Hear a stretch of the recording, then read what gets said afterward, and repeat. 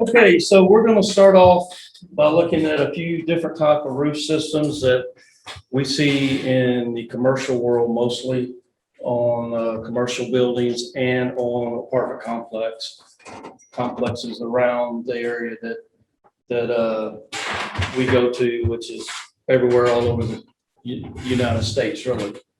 And what I'm going to show you is my opinion when I get up on the roof, what I look for, how I look for hail, and what are some of the signs that I can tell hail's been at this location or damaged this roof.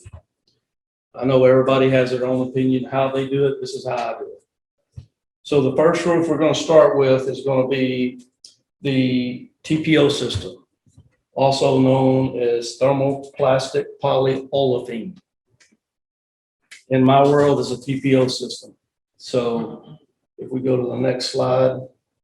So when we get up on a roof, at any time, the first thing we go to is your soft metals, which is going to be your caps and collars, any kind of vents. That tells us or indicates what size hail and how much hail has fallen at this particular location. And if you go to the next picture, we'll see the top of it. You can measure the hail. This is probably pea size up to maybe golf ball size. So that gives me an indication what to be looking for and how hard to look for it.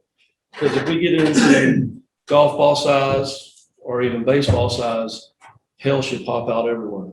But when it gets pea size, when I have to go to work and I have to really find where the hail's hit, mostly on a TPO or PVC roof. Go to the next picture. Also, another indication when we get on the roofs, we look at the ACs. You can see this has been hammered by hail. And also we can get a size off of these fins, how big the hail is.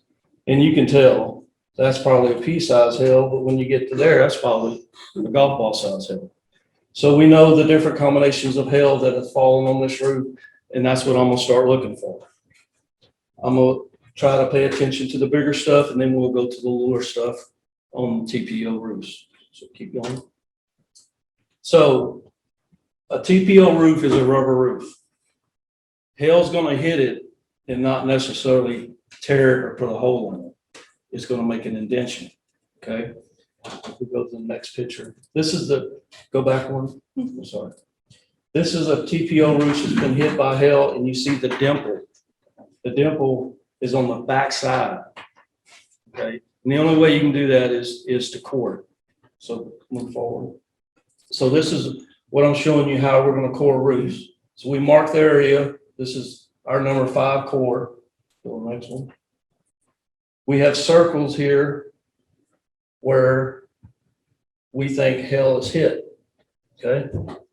And Art, you should know this one because this is our Gainesville roof. And let me tell you, when we got on this roof the first time, this was up in North Texas in Gainesville. Dust, dust, dust. So you'd be walking along the roof and you'd see a little dust ball there.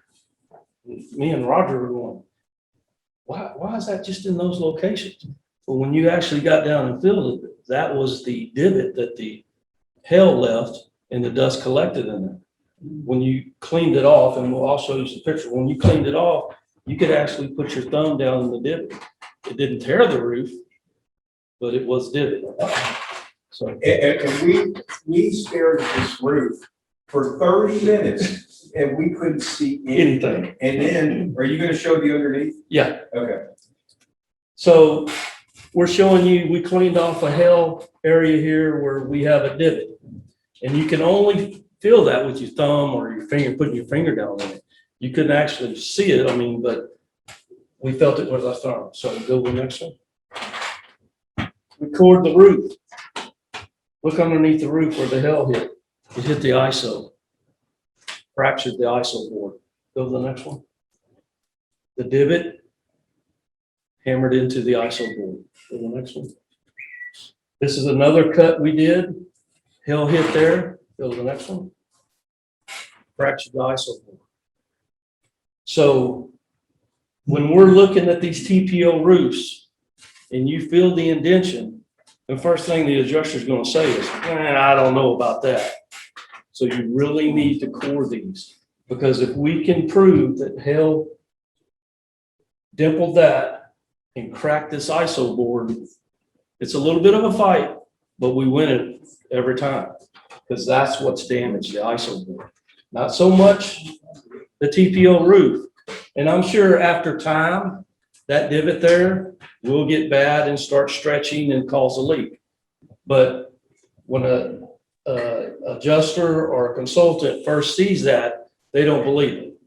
So we core the roof, we find where the divot has damaged the ISO board underneath.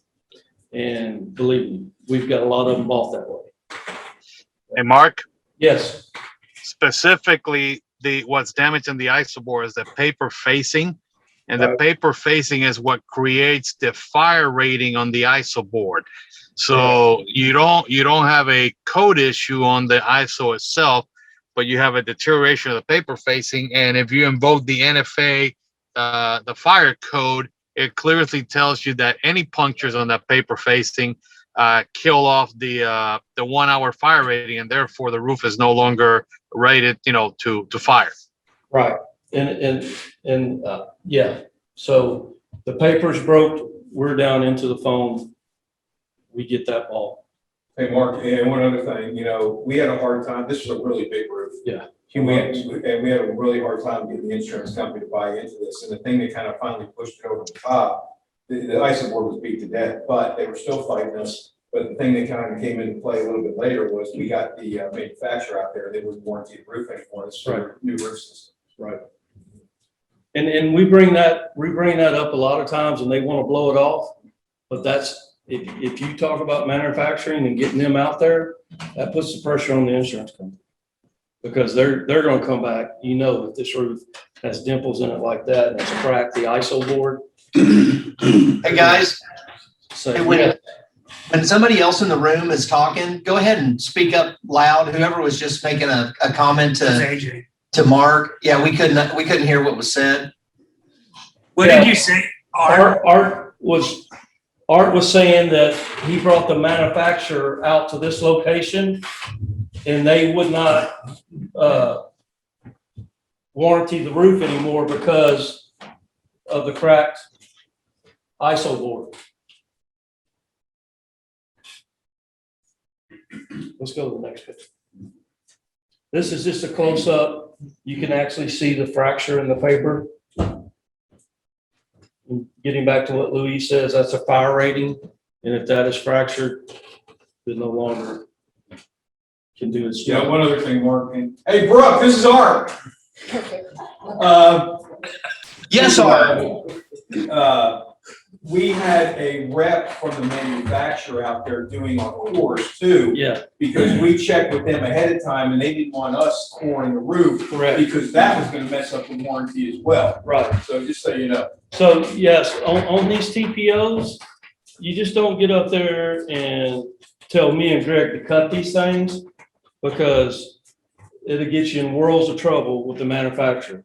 So we always get to the manufacturer, have them out here, tell them what we're going to do and let them view what we're going to do. Because we have to have a licensed roofer or a roofer that knows how to patch the patch, just in case we can't get it covered. It's a bona fide patch and they'll warranty the patch that the roofer put down. So Yeah, Mark, it's been in the last couple of years, what I've been seeing is that a lot of the manufacturers are actually sending the roofers every year to do an inspection and grade the roof for about $150. And when they see little cuts and scrapes and bruises, they actually patch them up. So the carrier gets up there and says, "Oh, this roof was full of damage. Look at all the patches and everything." Usually when you see the patches, you can call and find out who's the roofing company, who's the manufacturer doing that warranty repair. And they'll call it that, and they give the roof a grade, and they even tell you in the report how many years of lifetime the roof has based on the fact that they patched it. So the maintenance is a good thing. Don't let the carriers use it against you. Right. Absolutely. You speak to something I was wondering about identifying old versus new. damage? On TPOs? Yeah. Well, I mean, it's gonna be, that's kind of hard because, I mean, like I said, it's gonna leave a dimple. With our hail report that we get and going out there and visually inspecting, we're gonna push it. The hail report that we got is the hail that we're looking at. Now, you can do that on a shingled roof. You can tell if it's old hail or bad hail by using a magnifying glass and actually looking down in the divot that the hail left. And if it's all gray, mostly where the rock has been dislodged. Yeah. If it's gray in there, it's a little bit older hail. If it's nice and black like tar, it's newer hail. So Dallas, do y'all have any questions before we move on to section 2? No, Okay, awesome. Louise, you have anything else to add to a TPO roof? I have one thing. So there's 2 types of applications that you can do with a TPO roof. Mechanically attached and fully adhered. Okay, and fully adhered, and Louise, you might pop in on this. Fully adhered, they weld the seams and they terminate the edges by sealing those up. So the roof is laying on top of your ISO board. Fully adhered or mechanically, they mechanically attach the edges by a termination bar. They still weld the seams, but the way they terminate it is different. So, and in some cases, I've seen where they have actually put some type of glue in areas to glue this down. Don't they do that on all fully adheres, or they're supposed to? They're supposed to, but some fully adhered roofs are just welded at the seams. On top? Yeah. Yes. So- If you look at the process when they put it down, the good companies will come in and put a whole bunch of glue, and the other ones, they'll do it like when we're gluing a piece of paper or putting mayo on a sandwich, you just put a little line and then they put the roller over it and they hope that's enough adherence. But once you peel it back, you damage the roof and you damage the isoboard. So there's no coming back from it. And you mentioned about the old versus new. If you get to that picture you're showing right now and you carefully peel back that facing, the older roof that you have a year or 2 since the hail pierced it, it'll be yellower. I mean, it'll be more orange because the isoboard will start deteriorating.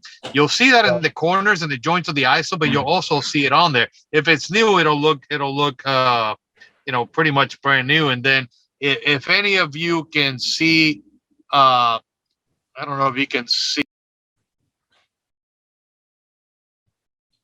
You muted yourself. I thought you did. I was gonna say. You muted. Okay. That's one way. Okay, y'all see this right here? Okay. Hang on, I can't hear it. Hang on, go Okay, ahead, we can Louise. see and hear you now. Okay, $9.99 in Amazon right here. It's a Exactly. magnifying glass. Okay, and I think I sent a bunch of them to the office Yes. a couple years ago, but Yeah, we got it. give them out to the sales reps. Take a look at it, and that way you'll know whether it's old and new, and temper the expectations of the client. What's he using, a magnifying glass? Yeah, Yeah, but you can't Louise, see him, you can't get up on a TPO and look at a divot and tell if that's old or new. You're still gonna have to core it to get to that location, right? Absolutely, absolutely. Without coring it, you got no shot. Okay. All righty, let's move on to section 2. PVC roofing, also known as polyvinyl chloride. PVC roofing. You can tell the difference between TPO and PVC. PVC is a woven type, and you can actually see it on top when you're walking on it.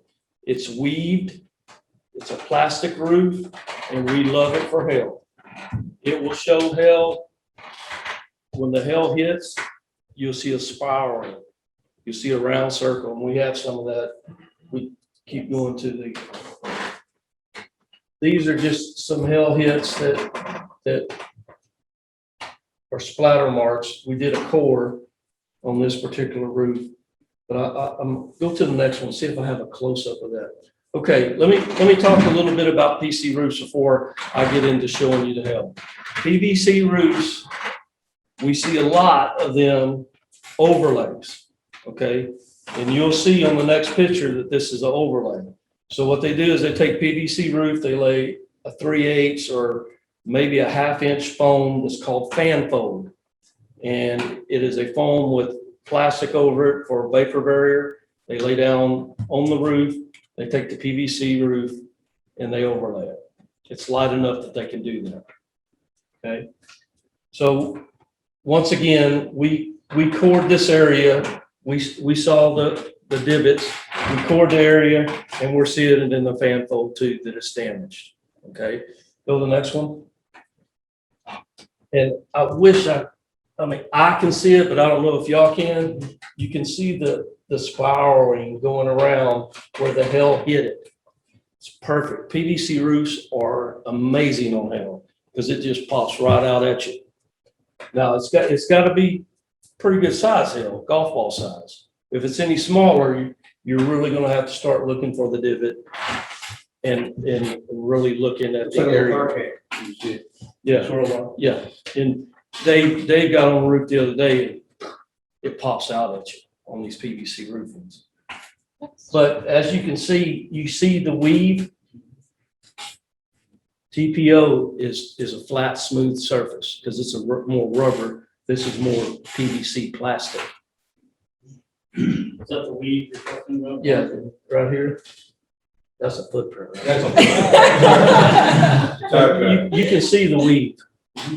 I mean, it's just like that right there. That's what it looks like. So let's go to the next picture. As you can see, they overlaid a rock ballast roof.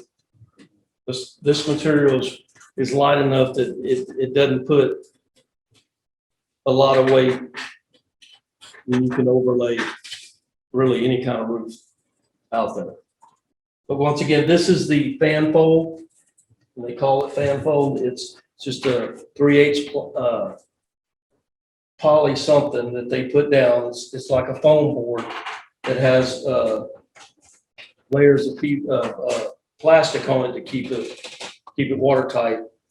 And you can do the same thing with this as a TPO. When the hail hits, you can see exactly where it hits. But you'll see if it's leaving a dent there, you're going to see a big dent in the PVC.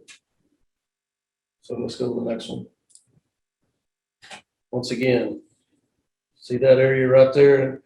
And if I would have sent the picture on the front side, you would have seen the divot that made that mark. So what I'm trying to say is when we have these flat roofs and you see a white roof, you need to be able to identify it. And these are some telltale signs how to identify it. When you see this type of roofing right here that's weaved, you can say that's PVC. Also, if you see a manufacturer mark Duralast, it's going to be a PVC. Got the date on there too. Yeah, and it'll have the date. Okay, so if you see Duralast, it's a PVC roof.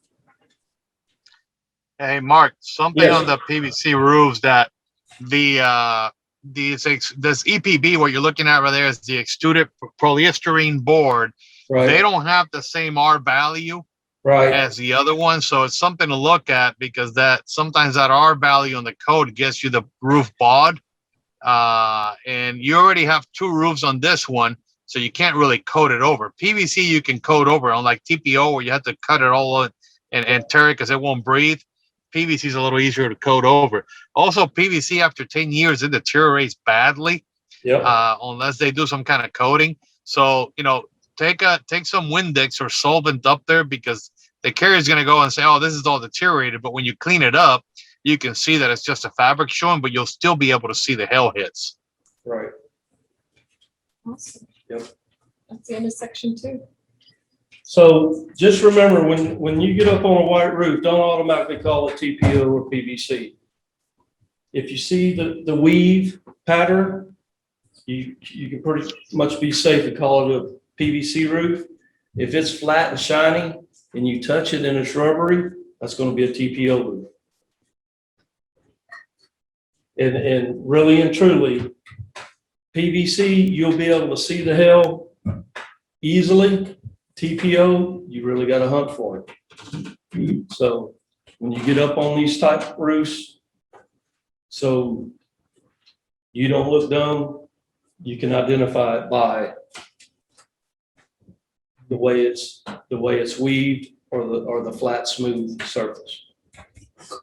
Any questions from Dallas or anyone out there? Alrighty, ready for the next section? Absolutely. Awesome. So the next section we're gonna talk about is modified bitumen. We call it mod bit. It is more your granulated roof. It is a rolled roofing that is about 3/8 thick. There's two types of this roof application wise. There's torch down, there's mop down. Torch down is what you see in this picture. The guy has the roll roofing, he's rolling it out, he's got a torch, he's heating up the back of it, he's sticking it to the surface. Usually, when they do that, they have a recovery board over your ISO, so they get a good stick. So when you see this picture is supposed to be of a mop down, they actually use tar, they mop it down, they roll the roofing out, they roll it. You'll see a lot of, see this line in this one? That's probably a torch down. You don't have a lot of bleed out of the tar. When they mop it down, you have a bunch of bleed out. And they usually come back with granules and put over. These roofs, they're pretty rugged when it comes to hail, but we're still been able to get these roofs all day long. We just gotta prove it. And if we go to the next picture, I'll show you some hail hits. So on a modified roof, this is not a very good picture of one, but it's the one I had. This out here is called the field. So I'll look in the field for hail hits, but I like to get over here around the edges. It's going to be a little bit softer over here, and maybe we can find some good hail hits where it's penetrated and actually broken the layer. I was in Dallas one time with Tim Woodard, and we were with UBS, and UBS is saying, oh yeah, it's hail hit, but it hadn't damaged the top layer of the roof. There's no penetration. And Tim says, yes, there is. There's penetrations up there. Well, we've been on every one of these roofs. Well, what they didn't know is me and Tim came out there the evening before, and we got on every roof, and we found a penetration on 4 different roofs. So when he said that, Tim said, yes, there is. And the guy said, you show me one penetration where it's broke the membrane, and I'll buy every roof. Come on. We went straight there, went to the edge where it's soft, where it kind of goes up and goes over it's more of a board. It's the edge of the roof. Edge of the roof, but they put a 2-6 down. Yeah, gravel guard, right next to the gravel guard. Perfect hole in the roof where it penetrated. We stuck a pin down there and said, UBS, take a picture of that. I'm done. He just bought all the roofs. So when you're looking at these type of roofs, you can look out in the field all day long. These roofs are put down straight over plywood. They might be on fiberboard. A void behind it. Yeah. Because And that's when- it's got a void, Yeah. it allows it to And that's, flex a bit. yeah, on the edge of these roofs is where you're gonna find your void. If it rolls up a parapet wall and they don't have cant strip behind it, it's real soft there. Boom. That's where you're gonna find your penetrations. So when they're putting these roofs down, they can glue them down to plywood, and a lot of the roofs we've been on have been that way. Makes it hard as a brick. The hail hits it, bounces right off. They can put it on fiberboard, perlite, or ISO. And usually you can tell when you get on a modified roof if it's over an insulation board, because it's kind of, you can feel the cushion, okay? And if it has that little cushion, it's a lot easier to find the hail hits. Let's go to the next one, and this is just an overview of the roof that we're looking at. Let's go to the next one. This is just an edge of a roof that I was looking at, didn't see too much. Let's go to the next one. That's where I'm seeing the hail. It's out in the field, okay? So, you know, with the magnifying glass, I could get down there and see if it's been fractured. So right now, what I'm doing is presenting as much hail hits as I can in a 10 by 10 area on that flat roof. So when the adjuster gets up there and I got all this hit, prove me wrong that it's not hail damage. So usually, once again, they want to cut it, they want to send it off. Sometimes, you know, we can convince them, hey, this is plenty enough hail. If there's 10 hits, why aren't you replacing it? And we do pretty good on these type roofs when you get this size hail. It's when you get smaller hails, when these roofs are rugged and it's hard to get when you get smaller hail. In this location, some hits were baseball size and some hits down here were golf ball size. So we were able to get this whole roof. This was up in Dallas also. Let's go to the next slide. Here's some more marks of hail. And what I learned from other adjusters that I've worked with and consultants and engineers is I sit back and watch what they do and listen to how they talk. You do your 10 by 10 area and circle as much as you can and of hail. Highlight stuff that's not hail. Show them that I'm not trying to BS you here. I'm looking for the hail. Highlight, that's a mark made by mechanical, but this is hail. And I'm not trying to fool you on anything. What I'm circling is hail. And you can't rush the process. The longer you're there, the more you see. Exactly. And if you just take your time, it's amazing how much it comes to you over time. Right. And one thing on roofs, you can't just go, this is a hail hit, and just walk off and not let the adjuster soak it all in. Because we're going to find enough to where he's going to have to make a move. Either tell us no and we do something else, or he calls a consultant out, and usually we'll work with the consultant. And in this particular roof, we were able to get this roof bought because we had like 20 of these size hits in a 10 by 10 area. Yeah, Mark, I noticed you didn't mark the one in the middle. You go back to that slide, and that actually looks like a heat blister on there, and it's important. Actually, the one on the top of that, where go up, straight up. Oh, my Straight up with your cursor, yeah, with your marker. That looks like a heat. No, well, in the middle, Mark, you can show her, but it looks like a heat blister, and it's important to the difference between those two. And they're pretty easy to spot once you get used to them. Right. But you don't want to be the guy marking 100 hail hits and having the heat blisters on it. Right. So keep that in mind. No, up from there. Straight up. Right there. Right there. That looks like a heat blister. Yeah. Where's the cursor? Right here. Oh, that. Well, you kind of drew your yellow right through it. Yeah. Yeah. And because, you can tell on these roofs what's hail and what's heat blisters if you do it enough. Because you get the little circular, or it just. It's a very clean circle on a heat blister. Yep. So Let's move on. once again, I'm just showing you other hail hits that we had.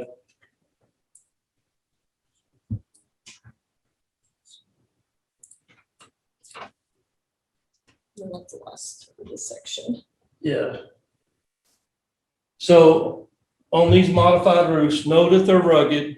You're gonna have to do a little extra work to find the hail, identify that it is hail and not a blister, and do your 10 by 10 square. You would be amazed if you just put a 10 by 10 square and circle the hail hits in that square and not just be random all over the roof. Concentrate on that 10 by 10 area. We usually have good luck with getting the roof bought. Well, and get it done before the adjuster gets there. Exactly. That's something else. I see a lot of the younger guys that are probably on this call. If if you're not up there a couple hours before, the day before, and you mark the heck out of that roof and get your 1 or 2 test squares, you know, you're going to be there scratching your head looking. And it's a lot easier to just keep pointing to that one big piece of evidence and you know, kind of corner them. Don't let them get off of that until they agree with you that there's sufficient hail there to mark the roof. If they want to do their own test later, fine, do what you want to do, but we're not moving out of here until you agree. So you got the advantage if you prepare. Right. Nice. It's always great to prepare. So on these modifieds, just know, get up on the roof, walk around the edges. If you have parapet walls, check where it rolls up the wall real good. Then get out in the field, do your 10 by 10 square. And look, just don't go out there and say, I'm gonna do it here. Walk around and look. Identify the hail. Where you have a lot of hail, do it there, because I want to circle as many as I can. So with that being said, any questions on modified roofing? You're trying to get that whole roof box because of hail. You got to adjust up and you walk by and it says you got a bunch of patches up there. We want the whole thing box. Look, you know, you patched it before. I think you just patched that. What are you going to tell me? I'm gonna tell the adjuster, I'm looking at hail, that patch has been there. Y'all ensure that patch is older, so it still has hail on top of it. Well, patches are to an isolated area Yeah. too, the hail takes into consideration. Right. But it happens all the time. You got to, we're not going to take a patch, accept the patch, there's patches all over the place. And the hail. You know what? When I get up on a roof on hail, if that patch is not brand new, it's an old patch, I don't worry about it. I'm there for the hail. Hail's gonna be there just as it is on this part of the roof. I mean, I really don't. If there's wind and we have patches all over the roof and we have leaks where they've been patching, then we go with a different Well, plan. and we've had stupid adjusters recommend that they do 200 patches. on the Yeah, roof. we don't do And it's that. just not an effective way to fix it. Right. And they want to do that mostly on the TPO or the PVC roofing because, you know, they can make the patch look nice. No, you're not putting 200 patches on our roofing system. But it happens a lot. Oh, it does. I accept the patches $1,000. And up in Alabama, we see it all the time. And Luis, you fought some of those, haven't you? Yeah, so far we've got them bought. I mean, once we start showing them how much water is accumulated underneath and so on, they don't have a choice. But you know, with the patches, it goes back to what's been happening. You can have a roof with 100 patches on 20,000 square feet, but it's 10 patches a year over the last 10 years because of cuts and mechanical bruises. That's perfectly acceptable. But putting another 200 patches overnight on it, that's not, you know. And sometimes a modify, you got to be a little careful. There's still a couple of manufacturers out there that will allow granular replacement. Okay, which is another big deal. Instead of having replacing the roof, they can just come in and heat up that area with a torch and throw granules on top, and now you're back to normal. But it's only a few selected that do that. The rest will tell you that's not an approved method of repair. So we got to go with a replacement. The only time I've ever seen that done where it was effective was in a brand new modified roof. We proved that there was granule displacement. We actually used a paintbrush to show that there was loose granules. And then they came back with a recoating of the granule. And it was almost the same as another ply roof on top of it. So in the long run, I got paid what I wanted to get paid. But to do that replacement of the granules roof is just as expensive as putting down another ply. Yeah. Yeah. So I've never been a part where they tried to tell me I'm going to come back and put down the granules. I hadn't had that happen to me yet. I'm sure that I'd blow up and tell them they're crazy, but mostly if it's hail. Well, you know, a lot of those approaches are outside the manufacturer's recommendation of how to repair the roof too, Right, which also violates the warranty. right. And we got to be careful with that because most of the modified roofs we're on are already 18 years old. Yeah. And they've got 10 patches on them. So when I get up on a roof like that and I'm looking for hail, first thing I look for is a hail. Then I start saying, well, the roof's old. And if Dan's my adjuster, I'll report back to him. Look, we found hail. The roof is old. It's gonna be challenges, but I think we can get through it. So, That's the reason you get up beforehand, like Right. we were saying, yeah, look at the roof before they jump there, it's out. Exactly. So, exactly. So what's the life? On this, Year? yeah, 15 to 20 years. Also on TPO, they'll say 15 to 20 years. I've seen TPOs go a little bit longer, with the proper repair and maintenance, re-seaming the seams, making sure the edges are down tight. So, but yeah, when it gets modified, I've seen modifieds that are 30 years old. They have no brand. Our climate is brutal Yeah. down here, so roofs don't last as long in Texas as they probably would in Virginia or Yeah. certain other places too. One thing I did learn, PVC versus TPO, that PVC works better in colder climates because the ultraviolet rays tend to, just like any PVC, start to break down and mainly deteriorate. So they do a lot more TPO down here than they do PVC, but I guarantee you, if it's an overlay, you're gonna see PVC rather than TPO. TPO is gonna be your newer replacement roof. PVC is a little bit cheaper than the overlay. In Exactimate, PVC and TPO are the same price. It goes by how many mils the roof is. You got 40 mil. Cost more because you've got a bigger recovery, correct? Nope. In Exactimate, the actual membrane is a single ply membrane. It says in the caption, PVC or TPO is this price. What you put under, yes, drives the cost up. Whether it be fiberboard, iso board, perlite board. Right now, you got to build we use iso board, but we got to be careful.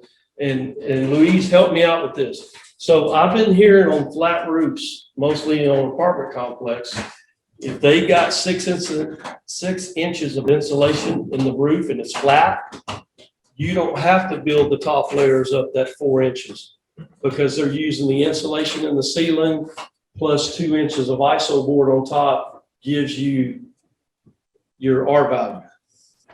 Well, the city of Dallas accepted that explanation a few years back, maybe a decade, and I know up there we've been getting hit with it. That yes, there is no need to put additional. Now you also got to be careful because on the flat roof sometimes they tend to put lightweight concrete on top of the wood to kind of give it more stability.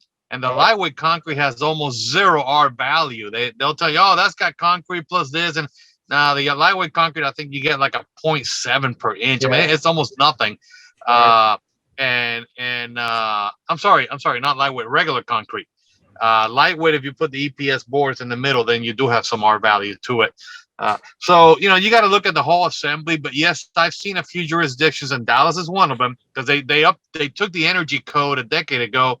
And people started fighting about it. So the apartment association was the one that said, look, if we already have it insulated on the bottom, and that's meaning, in between the rafters, okay, or the trusses that they staple insulation in there, then yes, you can do that. But not very many do anymore. I mean, the older buildings used to. The new ones, they just throw the rafters and that's it. Right. They throw rafters and put the ISO on top and you got your R value.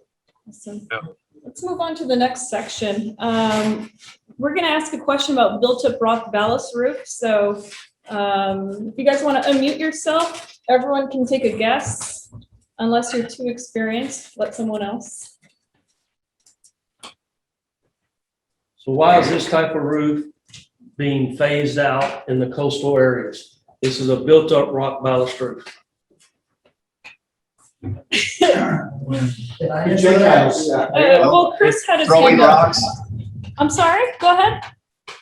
Well, I mean, we're guessing that the high velocity winds throwing those rocks is not a good thing. Correct. Yep. Correct. That's what you were going to say, Chris? Absolutely. They get airborne, just like your roof mounted air conditioners will, if they're not strapped down. So if I'm not mistaken, City of Houston's come and said that if you pull a permit to put a new roof on, it can't be rock ballast. So rock ballast is going to the wayside. You'll see it on older buildings. When we worked at the colleges up north, Texas, the buildings were old. They had rock ballast everywhere, but they had all different colors. Right. And that rock ballast is very durable to hell. When you find that, you definitely want to get to the edges and find the hell hits there, hoping, we always put in for a full replacement, but usually what we do is we get a flood and recoat on those. How successful is our thermal imaging with our drone capabilities now to be able to do Okay, one? so let me tell you, on rock ballast holds moisture. When you put the drone up, boom, you think, this is a no-brainer, it's there. You go kick the rock back, get the drone back up, it's not there. So drone-wise, you can paint a pretty picture, but the rock ballast is holding the moisture. Now, we've been successful on the handheld in certain areas. If we know that there's a hole in the area and we get down with our handheld, we can mark that area court and it's usually there. But drone wise on that route, I wouldn't suggest you do it. Well, Mark, what I did in the San Antonio hailstorm, we had a few of these in the older buildings there. And what we did is we agreed on the flood code, but once we dust the ballast off the roof and you pass your big sweeper and you get it on there, we went ahead and then did the thermal imaging. Right. And if we found water damage, we brought the adjuster back and said, look, man, all this water's trapped in here. I don't think we can do it. So then you can walk it, and start taking a couple cores where they're at and find the real damage. But you're right, that ballast will trick you every time. Yeah. Awesome. On modified TPO works very well. PVC, that drone pretty much get it on the dot. But on these rock ballasts, that rock just hides that moisture and it just gives you false. I have a question. So if you're not, on any of these routes that we've mentioned so far, if you're not seeing the hits, would you go ahead and do some thermal imaging just to see if you've got moisture? Only if you got leaks on the inside. Okay. I mean, yeah, if you say there's hell here, you get up on the roof, you're not seeing nothing, But go in and ask them, y'all got any leaks? Go inside, find the leak, and then bring the thermal image handheld up on the roof and see what you got up there. now we're talking about hail exclusively, but usually you have wind associated with that. Right. So then that introduces the possibility of lift, which you haven't talked about lift. Okay, So so it happen to any of these flat roofs. it could happen to these flat roofs. That's a whole different subject. But Right now, we're talking about water gets in. water gets in, right. On a TPO, if you get hard enough wind and it gets up under it, it's gonna balloon. So we still have a claim where going. Yeah, on a wind claim, Well, wind and hail. wind and hail. If you know it hailed in that area, the first thing you're gonna look for is hail. Yeah. Okay, if we're talking about hurricane force winds, I'm not so much looking for hail, I'm at the edge looking for upwind. So, But if you've gone to the trouble to jump a roof, or you've gone to the building looking for it, you Yeah. wouldn't want to just walk away. right, we always look, if we get up there and this is a wind and hail claim, and we get up there and we see no hail, yeah, we're gonna look at other things. You're there. Yeah, Awesome. So we have about 12 more minutes. The last section is on foam roof. So that's going to be, he's got a lot to Yeah. cover on that. So we thought, before we get to that section, let's have a little fun. And, if you want to unmute yourself, we're going to play a drone and we want you to name that roof. And You it can moves name that quick. roof. What's the name of that roof? Quick, Barrel quick. roof. Just go. Go. Slate. Slate. Is it really? Looks like that's it. slate roof. Here you go, Dan. Rich. Our panel. Our panel. Our panel, right here. No, you've already done it. What is that roof? Keep going this way. What type No, of roof I is can't hear that? your That's voices. a modified. Modified. That ain't PVC, that's rock Those ballast. rock Money What This type of one's roof easy. is Come that? on. Okay, Stop that right Russ. there, Diane. Can you Oh, stop that? I don't think I, okay. Who there it can is. identify that guy? I think that's. Mark Merdian. No, that's Greg Jackson. And Where's the fire? Are we ready for the All right. next view? we're going. All right. Name that roof. Okay, Mark. You already got one, didn't you? Who else? I heard wants already to? say it. I Next heard time. Keller say it. What? What type of roof is it? I said earlier. What type of roof is that? Who said it first? No, that's a coating. Chris. Okay.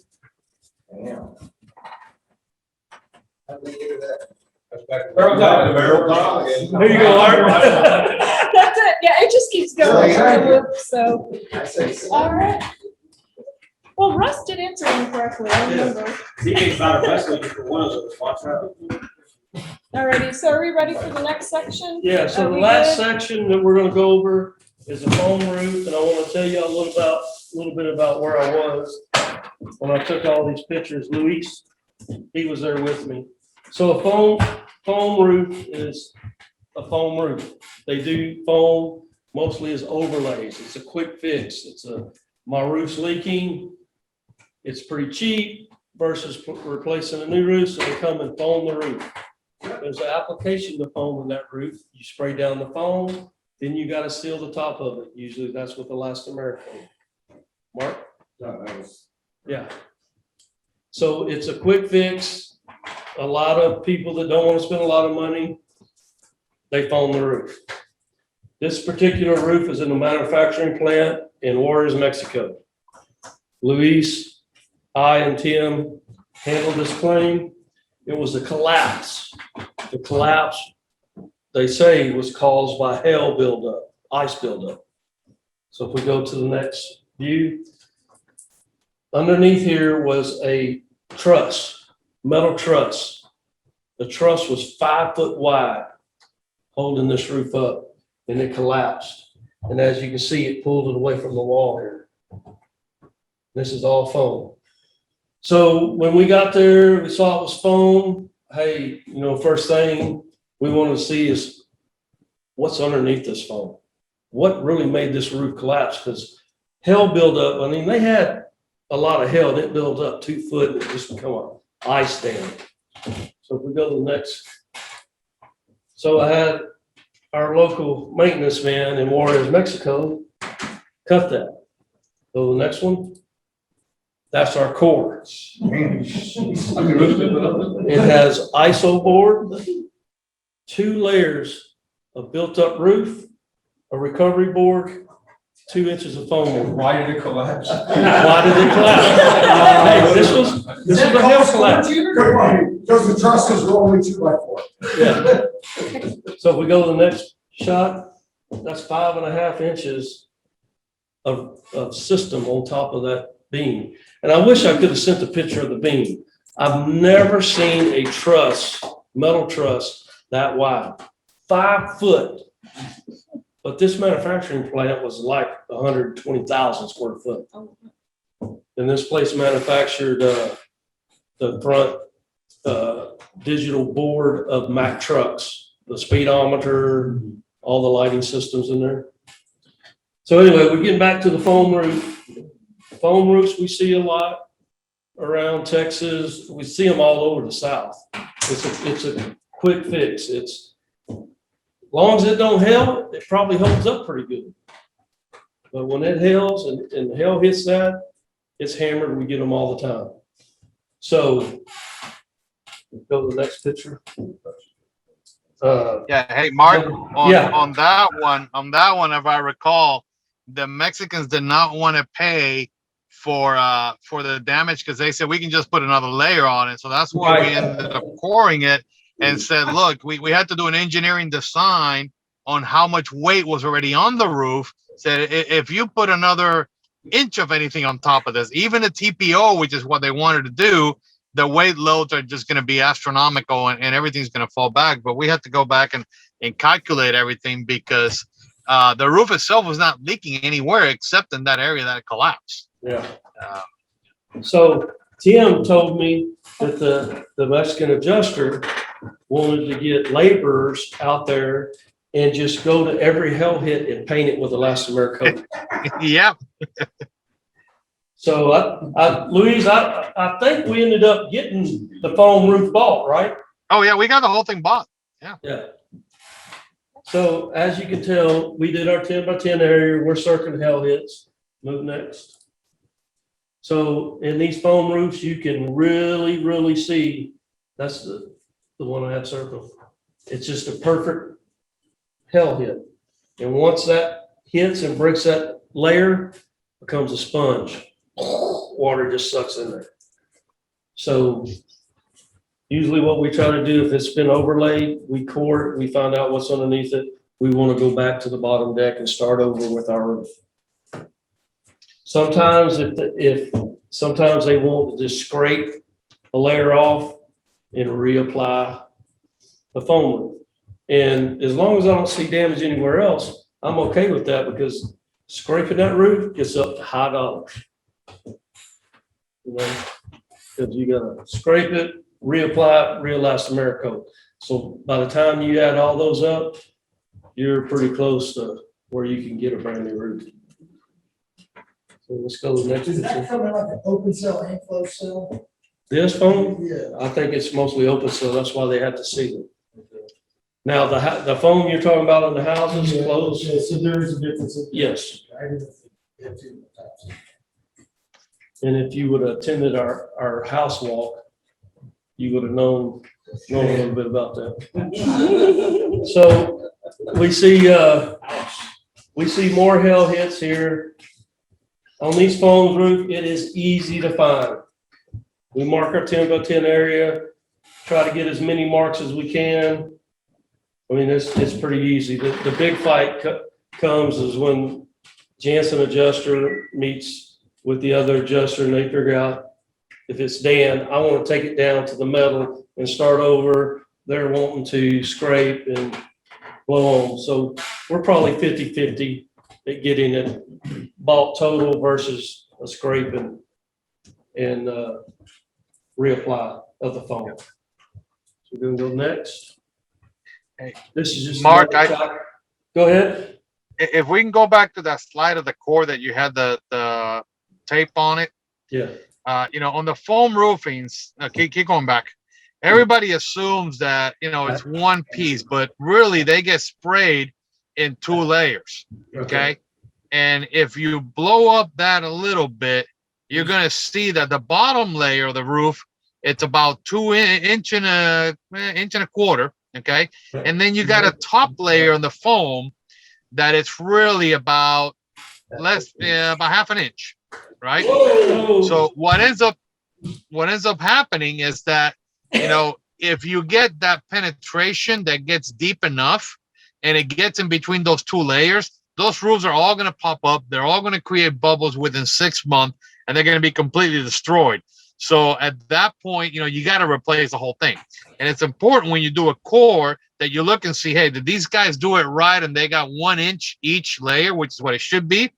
Or did they put the thick inch and a half at first and then just did a quick recoat on top? Okay. Because that's what ends up happening most of the time. And then those roofs you really cannot scrape. Okay. Because you'll take part of the top and part of the bottom and then you leave that open cell. Somebody asked about that. You leave that wide open and that gets moisture immediately. There's no way to scrape it, clean it, and then put more foam on top of it without opening up the cell. It's just a mess. So, and I've done both personally back in my roofer days. So it's not a good scenario. One last thing I want to say is that, the roofs, when you look at them, okay, guys, you got to always remember you're looking at a roof system. Okay. No roof performs on its own. It's always a system that involves insulation of some kind, involves a baseboard of some kind, a sheet, a fastener, something that attaches it, whether it's a fastener or the glue down or a mop down or a torch down. And then it involves the final layer that goes up. And when you start looking at a roof as a system and any part of that system is damaged, then the entire roof is compromised. And that's always the first, go-to argument, because the carrier is always first to arguments like, oh, that's pre-existing. Okay. Well, let's look at the whole system. Let's make a cut and look and see if this isobore looks yellow like it does in that picture, right? From years of water getting into it. Or does it look fairly new and only the areas that are leaking, that are below the hits or below the blowouts, are the ones that are damaged? So always keep in mind the word system anytime you get up on a roof, because no part of the roof works alone. And sometimes the way that system attaches to each other, it forces the entire roof to come out. That's probably the number one thing I would like for you guys to take out of this is you got to always look at the entire thing. You always got to get a course somehow to really know what the heck is happening down there and how that event affected the entire system, not just the top. Right, and that, getting back to the system, back to the TPO roof, dimple, break the iso board, now it all has to come off. That's one whole system.